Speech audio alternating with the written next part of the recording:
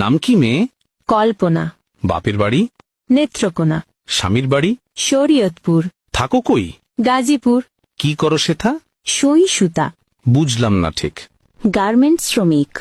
Office কটায়? সকাল 8টা। হলে দেরি? বলি সরি। ফেরার পালা? রাতের বেলা। বলো কি এটা? কখনো 12টা। এত দেরি? ওভারটাইম করি। ঘুমাও কখন? 2টা যখন। রান্নার সময়? যদি কবু হয়। কখন জুটে? ভোরে উঠে। এত খাটুনি? তবুও বকুনি। বকুনি কার? সুপারভাইজার। কেন বকাবকি? কাজ থাকলে বাকি। এত কড়া শাসন? চাকরিটাই এমন।